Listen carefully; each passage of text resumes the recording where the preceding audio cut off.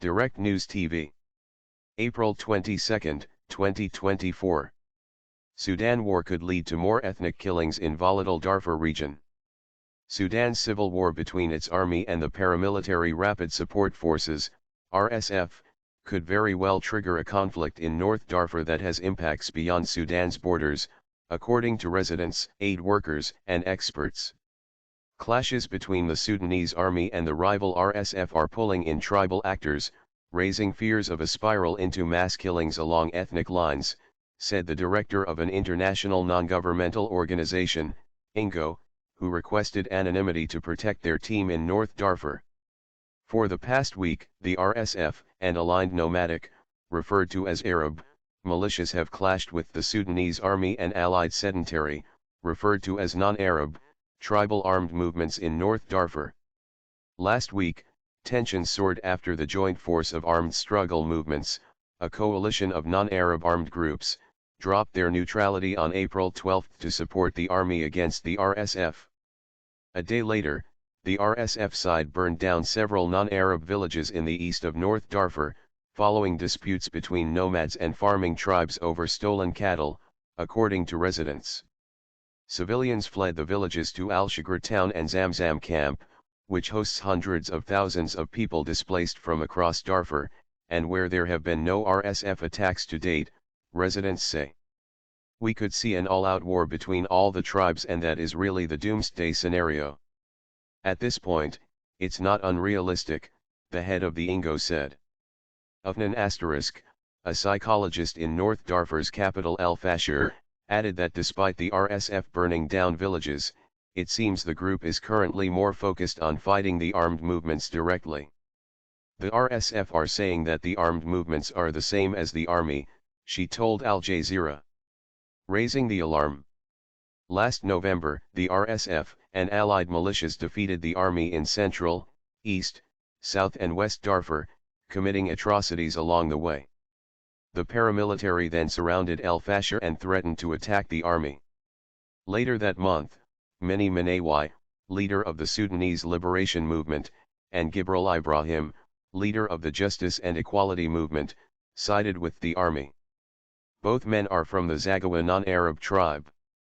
At the time, the other non-Arab armed movements, the Joint Protection Forces, JPF, reaffirmed their neutrality and deployed fighters to El Fasher to protect civilians. But with the Joint Protection Forces now at war with the RSF, there is no sizable armed actor available to mediate between the RSF and the army, said the head of the INGO mission in El Fasher. I have seen the demeanor of my team change, the source told Al Jazeera.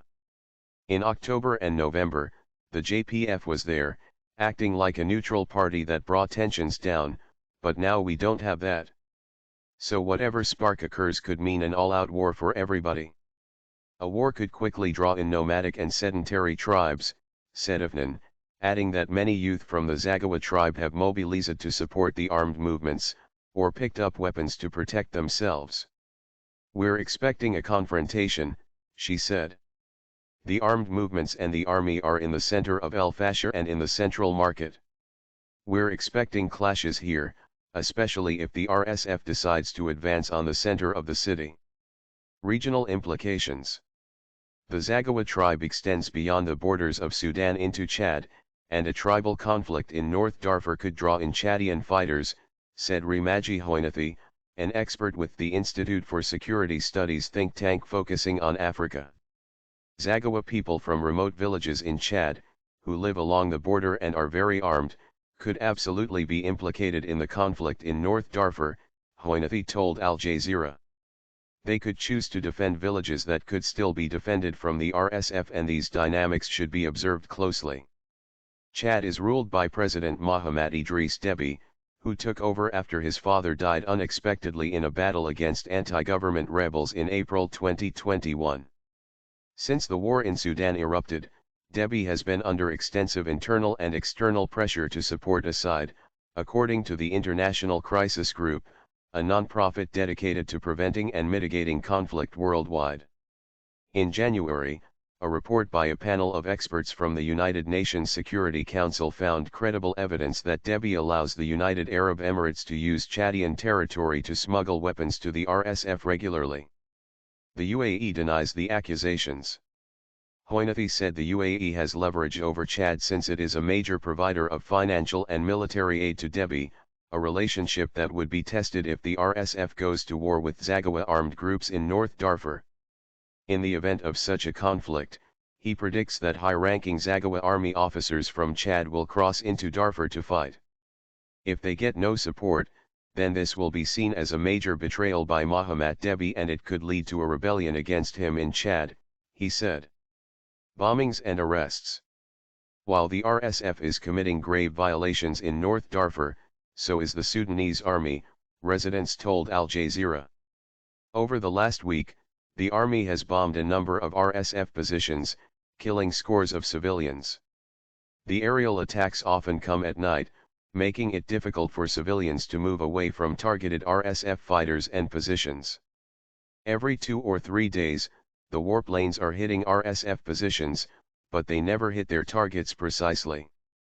For every attack, there are always victims. Civilians are either killed or badly injured and then taken to the hospital, Afnan told Al Jazeera. Hoea Al-Daud, a journalist from North Darfur, said she recently fled to South Sudan due to threats from military intelligence. She added that there has been strict monitoring of civil activists throughout El Fasher. There are a lot of threats from the intelligence and the situation is very difficult. There is a lot of monitoring of journalists and the situation is quite unsafe, she told Al Jazeera. The RSF is also assaulting and detaining non-Arab men out of fear that they could be informers for the army, residents told Al Jazeera. Arrests by both sides often cut across tribal lines, raising fears that a battle for El Fasher could lead to mass ethnic killings. The undertone of ethnicity is the problem in all of this, said the head of mission from the Ingo in El Fasher.